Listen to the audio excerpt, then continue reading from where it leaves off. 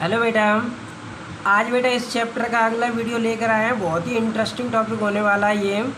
और इस टॉपिक का नाम है दर्पणों से दूरियां नापने की निर्देशांक ज्यामिति चिन्ह परिपाटी। अर्थात इसमें सबसे बड़ा बेटा कन्फ्यूजन ये रहता है, जब भी हम न्यूमेरिकल को सॉल्व करते हैं तो u का मान कब नेगेटिव लेना है, v का मान कब नेगेटिव लेना है, कब पॉजिटिव लेना है। तो ये सारी बातें जो होती है वो बहुत कन्फ्यूजन वाली बात होती हैं, जो कि न्यूमेरिकल में अक्सर करके गलतियां हो जाती हैं। तो आज बेटा इन्हीं गलतियों के लिए ये वीडियो बहुत ही शानदार होने वाला है। तो बेटा इस वीडियो को एंड तक ज़रूर देखें, जिससे एक एक बात आपके जहन में अच्छी तरीके से बस जाए और तुम इस बात को अच्छी तरीके से सीख जाओ कि किस प्रकार हमें कब हमें यू का मान नेगेटिव लेना है और कब हमें पॉजिटिव लेना है। तो बेटा सबसे पहले यहाँ पर मैंने बेटा दोनों दर्पण दिखाए हुए हैं। तो बेटा ये हमारा उत्तल दर्पण है। कौन सा दर्पण है बेटा? ये उत्तल दर्पण है। ये उत्तल दर्पण है और ये बेटा अवतल दर्पण है।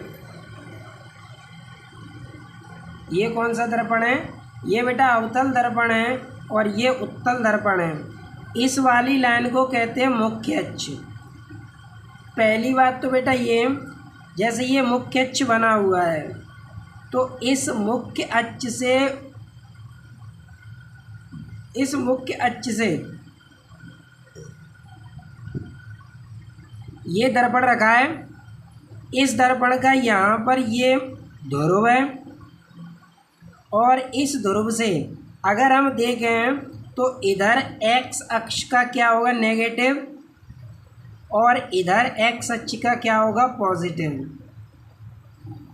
तो जितनी भी दूरियां एक्स अक्ष के धनात्मक में आएंगी, यानी जितनी दूरियां एक्स अक्ष के धनात्मक में मापी जाएंगी वो सारी की सारी दूरियां धनात्मक ली जाएंगी। कैसी ली जाएंगी बेटा? धनात्मक ली जाएंगी। अगर दूरियां एक्स अक्ष के ऋण अक्ष की ओर मापी गई हैं तो सारी की सारी दूरियां कैसी आएंगी बेटा? ऋणात्मक आएंगी। तो इधर की जो दर्पण बना हुआ है होता है, वहीं पर अपना इमेजिन कर लेते हैं निर्देशांक ज्यामिति की कहानी।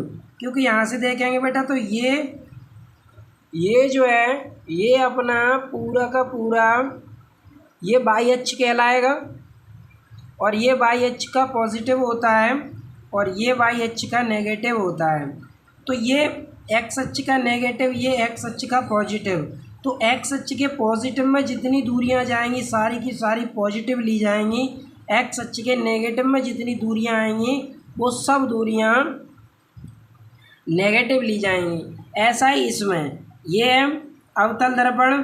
तो इधर की जितनी दूरियां होंगी इस साइड की वो सारी की सारी दूरियां ली जाएंगी बेटा ऋणात्मक। कैसी ली जाएंगी? ऋणात्मक। और इधर की जितनी भी दूरियां हैं, जितनी दूरियां होंगी वो सारी दूरियां ली जाएंगी धनात्मक।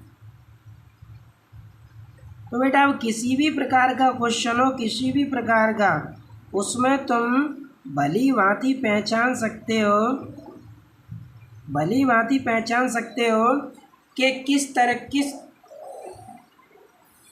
भली भांति पहचान लेंगे कि कब हमें u का मान धनात्मक लेना है और कब हमें u का मान ऋणात्मक लेना है।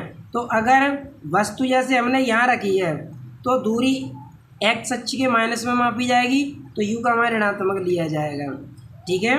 और इधर अगर दूरी मापी जाएगी तो वो उसका मान धनात्मक लिया जाएगा। अब अगली बात, तो बेटा मैं समझता हूँ चिन्ह परिपाटी आपको अच्छी तरह समझ में आ गई होगी। एक्स अक्ष के पॉजिटिव में जो दूरियां आ रही हैं उन्हें धनात्मक लेना है, एक्स अक्ष के नेगेटिव में जो दूरियां आ रही हैं उन्हें ऋणात्मक लेना है दर्पण से। और ये देखना हमें दर्पण से है। इसके बाद अगर देखो बेटा प्रतिबिंब मुख्य अक्ष से ऊपर की ओर लंब है, यदि दर्पण मुख्य अक्ष से ऊपर बन रहा है तो प्रतिबिंब आभासी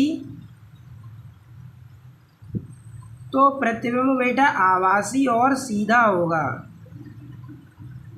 ठीक है, अगर प्रतिबिंब इस मुख्य अक्ष से ऊपर की ओर है, ऊपर की ओर बन रहा है मुख्य अक्ष से, चाहे यहाँ बने चाहे यहाँ बने, कहीं पर भी बने, मुख्य अक्ष से अगर ऊपर बन रहा है तो बेटा आभासी और सीधा होगा। ऐसे पहचान लोगे कि प्रतिबिंब आभासी है कि सीधा। अगर मान के चलो प्रतिबिंब इस साइड में बन रहा है, यहाँ पर इधर बन रहा है, ये नीचे बन रहा है प्रतिबिंब इस तरीके से, तो प्रतिबिंब बेटा वास्तविक और उल्टा होगा। वास्तविक और उल्टा होगा।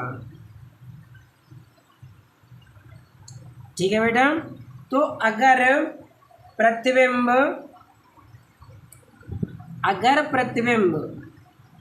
मुख्य अक्ष से ऊपर बन रहा है तो आभासी और सीधा होता है। अगर प्रतिबिंब मुख्य अक्ष से नीचे बन रहा है तो वास्तविक और उल्टा होता है। तो यहाँ से हम कंफर्म कर सकते हैं कि कब प्रतिबिंब आभासी और सीधा होता है और कब प्रतिबिंब वास्तविक और उल्टा होता है।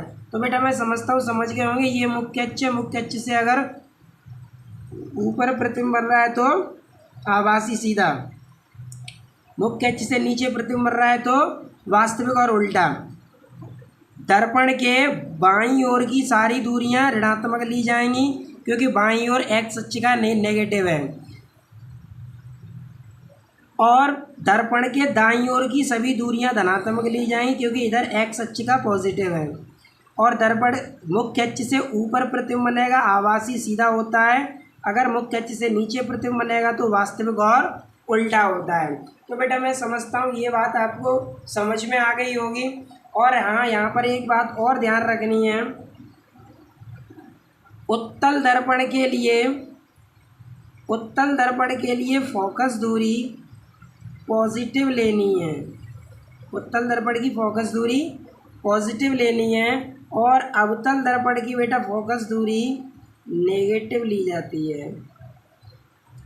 ठीक है बेटा, उत्तल दर्पण की फोकस दूरी कैसी लेनी है? पॉजिटिव। और अवतल दर्पण की फोकस दूरी कैसी लेनी है? नेगेटिव। तो उत्तल दर्पण की फोकस दूरी को पॉजिटिव लिया जाता है और अवतल दर्पण की फोकस दूरी को नेगेटिव लिया जाता है। इसके बाद बेटा अपना अगला टॉपिक होगा, इसके बाद बेटा अगला टॉपिक है गोलीय दर्पणों द्वारा प्रतिबिंबों का बनना। अब गोलीय दर्पण दो ही है, उत्तल और अवतल। अब गोलीय दर्पणों द्वारा प्रतिबिंब का बनना, image formation by spherical mirrors, जिसमें पहला है अवतल दर्पण द्वारा प्रतिबिंबों का बनना। अब अवतल दर्पण द्वारा प्रतिबिंब बनने की बेटा 6 स्थितियां होती हैं। इन 6 स्थितियों को इसमें हम डिस्कस करेंगे। तो image formation by concave mirrors, तो बेटा ये 6 की 6 स्थितियां क्या होती हैं, इन्हें हम आपको बहुत बेहतर तरीके से समझाएंगे। तो बेटा यहाँ पर हम समझाने जा रहे हैं कि वो 6 स्थितियाँ क्या हैं जिनमें प्रतिबिंब की स्थितियाँ अलग अलग स्पष्ट की जाती हैं। तो बेटा पहली स्थिति यहाँ पर ये दिखाई गई है तुम्हें बेटा चित्र में। ये ए बी वस्तु रखी है, अनंत दूरी पर रखी है, क्योंकि पहली स्थिति होती है जब वस्तु कहाँ रखी हो? अनंत दूरी पर रखी हो। तो जब वस्तु अनंत दूरी पर रखी जाती है तब बेटा प्रतिबिंब बनता है उसका एफ, ये मुख्य फोकस है, सी वक्रता केंद्र है। एफ क्या है? मुख्य फोकस। सी क्या है? वक्रता केंद्र। पी क्या है? ध्रुव। सी क्या है? वक्रता केंद्र। सी क्या है बेटा? वक्रता केंद्र। एफ क्या है? मुख्य फोकस। पी क्या है? ध्रुव। तो सी हो गया वक्रता केंद्र, एफ हो गया मुख्य फोकस और पी हो गया ध्रुव। तो जब भी वस्तु अनंत पर रखी होती है तो अनंत पर रखी वस्तु का प्रतिबिंब दर्पण से कहाँ बनता है? मुख्य फोकस पर। और देखो ये प्रतिबिंब इस मुख्य अक्ष से नीचे की ओर बन रहा है तो वास्तविक और उल्टा होगा। अभी हमने बताया था कि अगर प्रतिबिंब मुख्य अक्ष से नीचे की ओर बन रहा है, क्योंकि ये वाली लाइन क्या कहलाएगी? मुख्य अक्ष कहलाएगी। और प्रतिबिंब मुख्य अक्ष से नीचे बन रहा है तो कैसा होगा? वास्तविक और उल्टा। और वस्तु से छोटा होगा क्योंकि वस्तु बहुत दूर रखी है। तो देखो बेटा इसमें वस्तु रखी है अनंत पे प्रतिबिंब बन रहा है मुख्य फोकस पर और बन कैसा रहा है, वास्तविक उल्टा और वस्तु से छोटा। तो देखो बेटा इसकी थ्योरी क्या लिखेंगे, देखो बेटा इसकी एक की जो थ्योरी है सेम सभी की थ्योरी होगी, बस थोड़ा थोड़ा फर्क होगा। जैसे इसमें क्या लिखेंगे, माना ए भी एक वस्तु है, तो बेटा माना ए भी एक वस्तु है जो अनंत दूरी पर रखी है, जो अनंत दूरी पर रखी है, तो वस्तु ए बी का दर्पण के द्वारा बना प्रतिबिंब, तो वस्तु ए बी का दर्पण के द्वारा, इस दर्पण के द्वारा बना प्रतिबिंब ए डैश बी डैश, दर्पण के द्वारा बना प्रतिबिंब ए डैश बी डैश वास्तविक उल्टा और वस्तु से बहुत छोटा। देखो वास्तविक उल्टा वस्तु से बहुत छोटा मुख्य फोकस पर बनता है, जैसा कि चित्र में दिखाया गया है। अगली स्थिति है बेटा दूसरी, जब वस्तु अनंत और वक्रता केंद्र के बीच में रखी जाती है, तो जब वस्तु अनंत और वक्रता केंद्र के बीच में रखी जाती है तो प्रतिबिंब बनता है बेटा मुख्य फोकस और वक्रता केंद्र के बीच में, मुख्य फोकस और वक्रता केंद्र के बीच में, मुख्य फोकस और वक्रता केंद्र के बीच में। तो बेटा वास्तविक उल्टा और वस्तु से छोटा होगा, तो इसमें थ्योरी क्या लिखेंगे, माना ए बी एक वस्तु है जो अनंत और वक्रता केंद्र के बीच में रखी है, तो वस्तु ए बी का दर्पण के द्वारा बना प्रतिबिंब ए डैश बी डैश वास्तविक उल्टा और वस्तु से छोटा वक्रता केंद्र और मुख्य फोकस के बीच में बनता है, वक्रता केंद्र और मुख्य फोकस के बीच में बनता है। अगली स्थिति है बेटा इसमें, जब वस्तु वक्रता केंद्र पर रखी हो, तो जब भी वस्तु बेटा वक्रता केंद्र पर रखी होती है तो प्रतिबिंब भी उसका वक्रता केंद्र पर ही बनता है, प्रतिबिंब भी कहाँ बनता है, वक्रता केंद्र पर, और वास्तविक उल्टा और वस्तु के बराबर बनता है, वास्तविक उल्टा और वस्तु के बराबर। तो बेटा इसमें थ्योरी क्या लिखेंगे, माना ए भी एक वस्तु है जो वक्रता केंद्र पर रखी है, माना ए भी एक वस्तु है जो वक्रता केंद्र पर रखी है, तो वस्तु ए बी का दर्पण के द्वारा, वस्तु ए बी का दर्पण के द्वारा बना प्रतिबिंब ए डैश बी डैश, बना प्रतिबिंब ए डैश बी डैश वास्तविक उल्टा और वस्तु से छोटा, वास्तविक उल्टा और वस्तु से वास्तविक उल्टा और वस्तु के बराबर, वास्तविक उल्टा और वस्तु के बराबर वक्रता केंद्र पर ही बनता है। तो माना ए बी एक वस्तु है जो वक्रता केंद्र पर रखी है, तो वस्तु ए बी का दर्पण के द्वारा बना प्रतिबिंब ए डैश बी डैश वास्तविक उल्टा और वस्तु के बराबर वक्रता केंद्र पर ही बनता है। अगला है बेटा, जब वस्तु वक्रता केंद्र और मुख्य फोकस के बीच में रखी हो। अब देखो बेटा वस्तु वक्रता केंद्र और मुख्य फोकस के बीच में रखी है और प्रतिबिंब बन रहा है वक्रता केंद्र और अनंत के बीच में, वक्रता केंद्र और अनंत दूरी के बीच में। तो यहाँ क्या लिखेंगे बताओ, माना ए भी एक वस्तु है जो वक्रता केंद्र और मुख्य फोकस के बीच में रखी है, माना ए भी एक वस्तु है जो वक्रता केंद्र और मुख्य फोकस के बीच में रखी, तो वस्तु ए बी का दर्पण के द्वारा, वस्तु ए बी का दर्पण के द्वारा बना प्रतिबिंब ए डैश बी डैश, वस्तु ए बी का दर्पण के द्वारा बना प्रतिबिंब ए डैश बी डैश वास्तविक उल्टा और वस्तु से बड़ा, वास्तविक उल्टा और वस्तु से बड़ा अनंत और वक्रता केंद्र के बीच बनता है। तो वस्तु कहाँ रखी है, वक्रता केंद्र और मुख्य फोकस के बीच में, प्रतिबिंब कहाँ बन रहा है, वक्रता केंद्र और अनंत के बीच में। तो माना ए बी एक वस्तु है जो वक्रता केंद्र और मुख्य फोकस के बीच रखी, तो वस्तु ए बी का दर्पण के द्वारा बना प्रतिबिंब ए डैश बी डैश वास्तविक उल्टा और वस्तु से बड़ा, वास्तविक उल्टा और वस्तु से बड़ा अनंत और वक्रता केंद्र के बीच में बनता है, जैसा कि चित्र में दर्शाया गया है। अब वस्तु हमने बेटा कहाँ रखी है, वक्रता के मुख्य फोकस पर। तो वस्तु जब मुख्य फोकस पर रखी जाती है तो प्रतिबिंब कहाँ पर बनता है, अनंत दूरी पर आके, कहाँ बनता है, अनंत दूरी पर आके। तो इसमें थ्योरी क्या लिखेंगे, माना ए भी एक वस्तु है जो मुख्य फोकस पर रखी है जिसका दर्पण के द्वारा बना प्रतिबिंब ए डैश बी डैश वास्तविक उल्टा और वस्तु से बहुत बड़ा अनंत दूरी पर बनता है, कहाँ बनता है, अनंत दूरी पर बनता है। अब इसके बाद छठवीं स्थिति में बेटा वस्तु कहाँ रखी है, ध्रुव और मुख्य फोकस के बीच में। तो जब भी बेटा वस्तु ध्रुव और मुख्य फोकस के बीच में रखी जाती है तो उसका प्रतिबिंब दर्पण से पीछे बनता है। अब देखो बेटा प्रतिबिंब मुख्य अक्ष से ऊपर बन रहा है, तो मुख्य अक्ष से ऊपर प्रतिबिंब बनता है तो वो आभासी और सीधा होता है। कैसा होता है, आभासी और सीधा।